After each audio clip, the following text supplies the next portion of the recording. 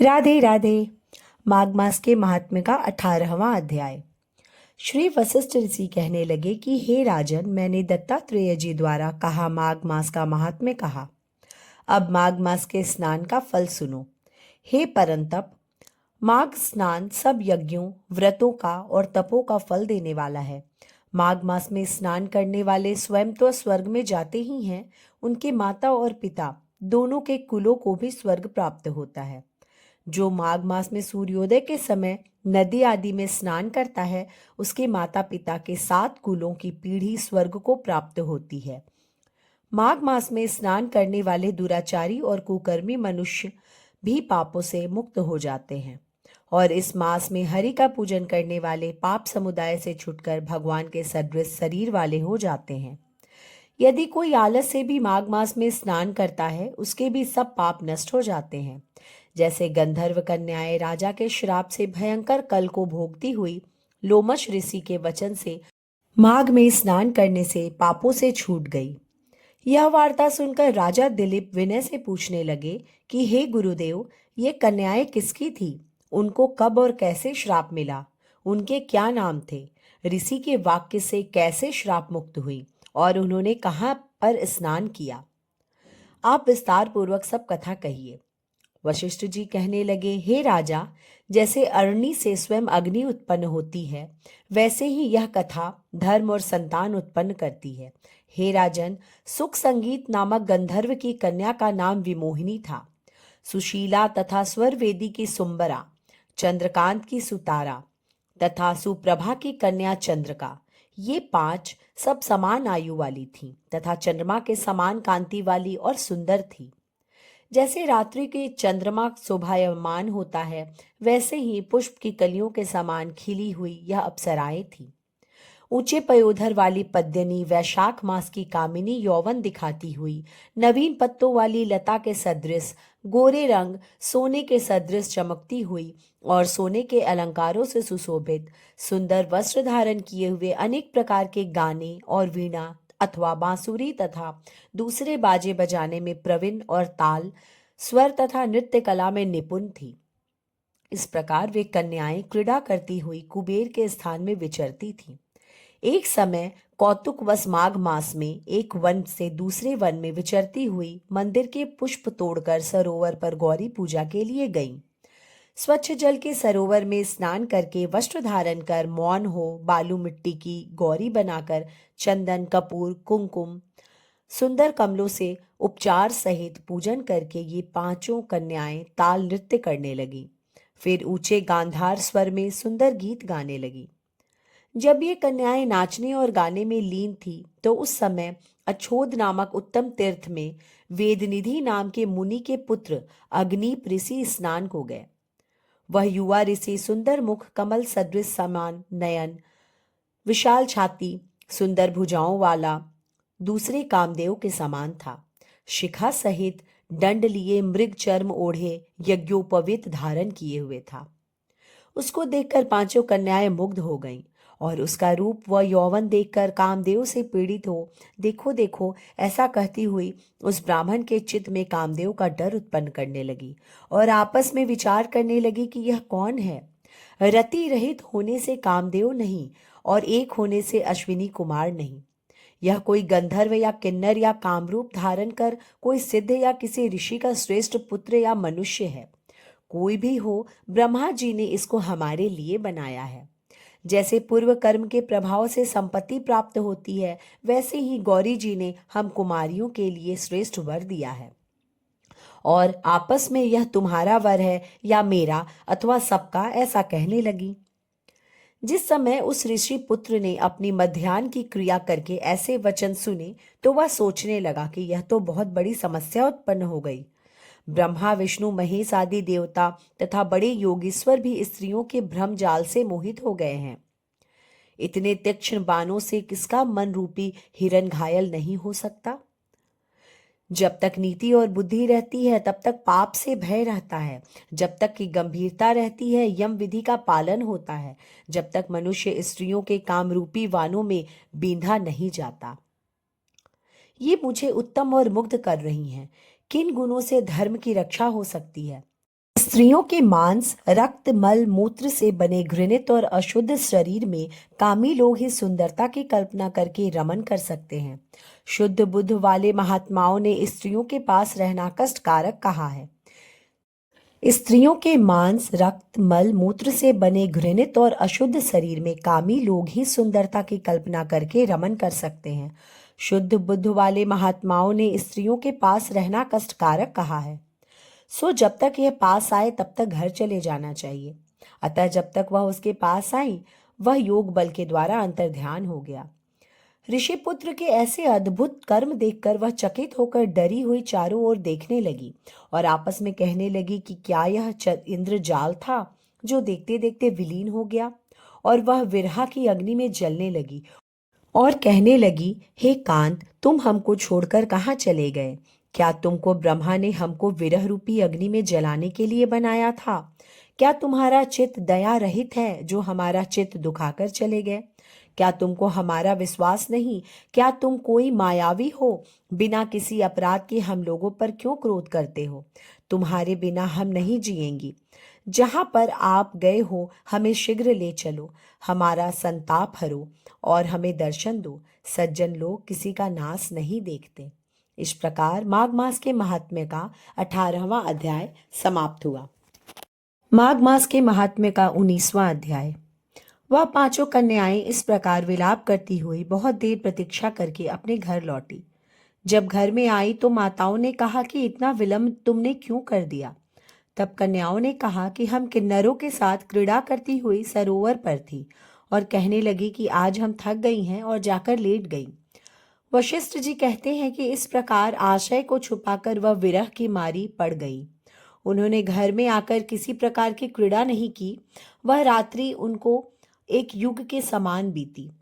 सूर्य नारायण के उदय होते ही वह अपने आप को जीवित मानती हुई माताओं की आज्ञा लेकर गौरी पूजन करने वह कन्याएं वहां पर जाने लगी। उसी समय ब्राह्मण भी स्नान करने के लिए सरोवर पर आया। उसके आने पर कन्याओं ने वाह वाह किया, जैसे कमलिनी प्रातःकाल सूर्योदय को देखकर कहती हैं। उसको देखकर उनके नेत्र खुल गए और उस ब्रह्मचारी के पास चली गई। आपस में एक दूसरे का हाथ पकड़कर चारों तरफ से उसको घेर लिया और कहने लगी कि मूर्ख, उस दिन तू भाग गया था लेकिन आज नहीं भाग सकता। हम लोगों ने तुम्हें घेर लिया है। ऐसे वचन सुनकर बाहुपाश में बंधे हुए ब्राह्मण ने मुस्कुरा कर कहा, तुमने जो कुछ कहा सो ठीक है, परंतु मैं तो अभी विद्याभ्यास में और ब्रह्मचारी हूँ। गुरुकुल में मेरा विद्याभ्यास पूरा नहीं हुआ है। पंडित को चाहिए कि जिस आश्रम में रहे उसके धर्म का पालन करे। इस आश्रम में मैं विवाह करना धर्म नहीं समझता। अपने व्रत का पालन करके और गुरु की आज्ञा पाकर ही विवाह कर सकता हूँ, उससे पहले नहीं कर सकता। यह बात सुनकर वह कन्याएं इस प्रकार बोली जैसे वैशाख मास में कोयल बोलती है। वह कहने लगी कि धर्म से अर्थ और अर्थ से काम और काम से धर्म के फल का प्रकाश होता है। ऐसा ही पंडित लोग और शास्त्र कहते हैं। हम काम सहित धर्म की अधिकता से आपके पास आई हैं, सो आप पृथ्वी के सब भोगों को भोगिए। उस ब्राह्मण ने कहा कि तुम्हारा वचन सत्य है, किंतु मैं अपने व्रत को समाप्त करके ही विवाह कर सकता हूँ, पहले नहीं कर सकता। तब वे कन्याएं कहने लगी, तुम मूर्ख हो। अनोखी औषधि, ब्रह्म बुद्धि, रसायन सिद्धि, अच्छे कुल की सुंदर नारियां तथा मंत्र जिस समय प्राप्त हो तभी ग्रहण कर लेना चाहिए। कार्य को टालना अच्छा नहीं होता। केवल भाग्य वाले पुरुष ही प्रेम से पूर्ण, अच्छे कुल से उत्पन्न, स्वयंवर चाहने वाली कन्याओं को प्राप्त होते हैं। कहाँ हम अनोखी नारियां, कहाँ आप तपस्वी बालक। यह बेमेल का मेल मिलाने में विधाता की चतुराई ही है। इस कारण आप हम लोगों के साथ गंधर्व विवाह कर लें। इनके ऐसे वचन सुनकर उस धर्मात्मा ब्राह्मण ने कहा कि व्रती रहकर इस समय विवाह नहीं करूंगा, मैं स्वयंवर की इच्छा नहीं करता। इस प्रकार उसके वचन सुनकर उन्होंने एक दूसरे के हाथ छोड़कर उसको पकड़ लिया। सुशील और सुरस्वरा ने उसकी भुजाओं को पकड़ लिया, सुतारा ने आलिंगन किया और चंद्रिका ने उसका मुख चूम लिया। परंतु फिर उसने क्रोधित होकर उनको श्राप दिया कि तुम डायन की तरह मुझसे चिपटी हो, इस कारण पिशाचिनी हो जाओ। ऐसे श्राप देने पर वह उसको छोड़कर अलग खड़ी हो गई। उन्होंने कहा कि हम निरपराधियों को वृथा क्यों श्राप दिया? तुम्हारी इस धर्मज्ञता पर धिक्कार है। प्रेम करने वाले से बुराई करने वाला का सुख दोनों लोकों में नष्ट हो जाता है। इसलिए तुम भी हम लोगों के साथ पिशाच हो जाओ। तब वे आपस के क्रोध से उस सरोवर पर पिशाच पिशाचिनी हो गए और बस पिशाच पिशाचिनी कठिन शब्दों से चिल्लाते हुए अपने कर्मों को भोगने लगे। वशिष्ठ जी कहने लगे कि हे राजन, इस प्रकार वह पिशाच उस सरोवर के इधर उधर फिरते रहे। बहुत समय पश्चात मुनियों में श्रेष्ठ लोमस ऋषि पौष शुक्ला चतुर्दशी को उस अछूत सरोवर पर स्नान करने के लिए आए। जब क्षुधा से दुखी इन पिशाचों ने उनको देखा तो उनकी हत्या करने के लिए गोल बांधकर उनको चारों तरफ से घेर लिया। वेद निधि ब्राह्मण वह भी वहां पर आ गए और उन्होंने लोमस ऋषि को साष्टांग प्रणाम किया। वे पिशाच ऋषि के तेज से सामने ठहर न सके और दूर जाकर खड़े हो गए। वेद निधि हाथ जोड़कर लोमस ऋषि से कहने लगे कि भाग्य से ही ऋषियों के दर्शन होते हैं। फिर उन्होंने गंधर्व कन्या और अपने पुत्र का परिचय देकर सब वृतांत सुनाया और कहा कि हे मुनिवर, यह सब ही श्राप मोहित होकर आपके सम्मुख खड़े हैं। आज इन बालकों का निस्तार होगा, जैसे सूर्योदय से अंधेरे का नाश हो जाता है। वशिष्ठ जी कहने लगे कि पुत्र के दुख से दुखी हुए। वेद निधि ब्राह्मण के ऐसे वचन सुनकर लोमस ऋषि के नेत्रों में जल भर आया और वेद निधि कहने लगे कि मेरे प्रसाद से बालकों को शीघ्र स्मृति पैदा हो। मैं उनका धर्म कहता हूँ, जिससे इसका आपस का ज्ञान विलीन हो जाएगा। इस प्रकार माघ मास के महात्म्य का 19वां अध्याय समाप्त हुआ। माघ मास के महात्म्य का 20वां अध्याय। वेद निधि कहने लगे कि हे महर्षि, धर्म को जल्दी ही कहिए, क्योंकि श्राप की अग्नि बड़ी दुखकारक होती है। लोमस ऋषि कहने लगे कि यह सब मेरे साथ नियम पूर्वक माघ स्नान करेंगे, अंत में यह श्राप से छूट जाएंगे।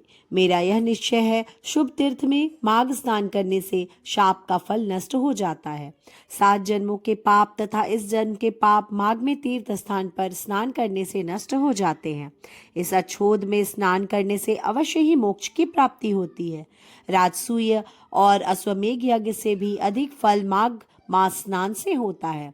अतएव संपूर्ण पापों का सहज में ही नाश करने वाला माघ स्नान क्यों न किया जाए। इस प्रकार माघ मास के महात्म्य का 20वां अध्याय समाप्त हुआ। माघ मास के महात्म्य का 21वां अध्याय। लोमस जी कहने लगे कि पूर्व काल में अवंती देश में वीरसेन नाम का राजा था। उसने नर्मदा के किनारे राजसूय यज्ञ किया और अश्वमेघ यज्ञ भी किए, जिनके खंभे सोने के बनाए गए। ब्राह्मणों को अन्न का बहुत सा दान दिया और बहुत सी गाय, सुंदर वस्त्र और सोने के आभूषण भी दान में दिए। वह देवताओं का भक्त और दान करने वाला था।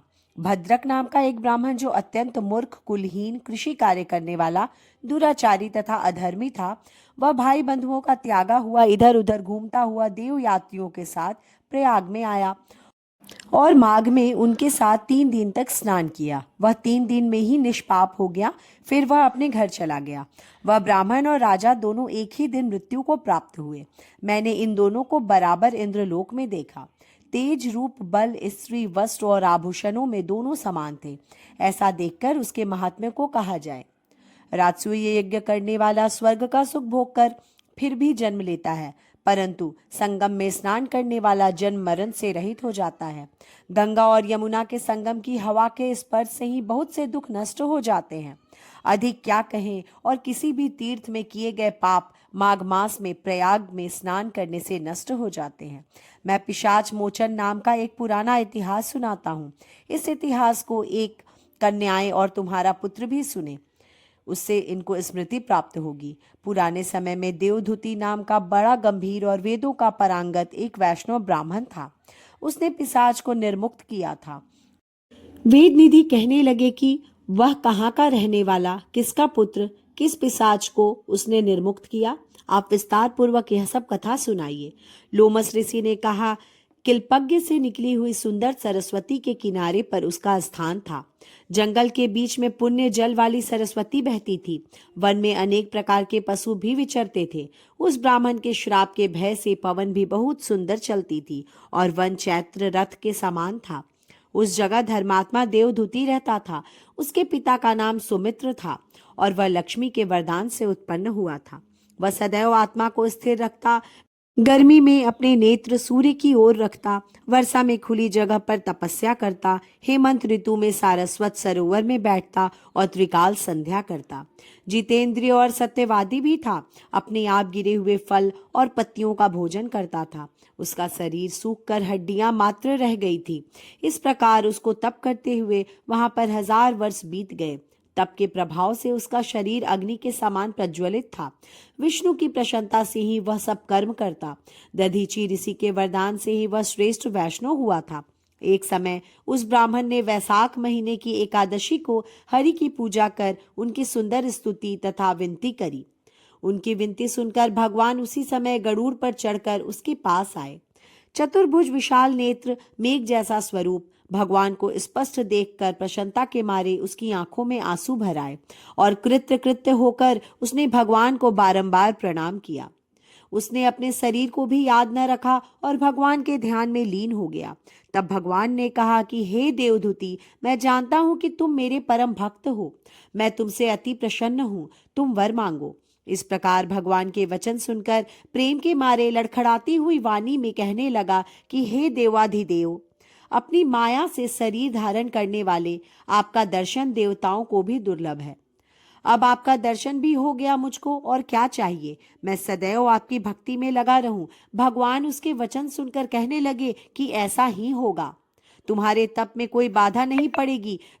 जो मनुष्य तुम्हारे कहे गए स्रोत को पढ़ेगा, उसकी मुझ में अचल भक्ति होगी। उसके धर्म कार्य संगोपांग होंगे और उसकी ज्ञान में परम निष्ठा रहेगी। इस प्रकार माघ मास के महात्म्य का 21वां अध्याय संपन्न हुआ। श्री राधे, श्री हरि विष्णु।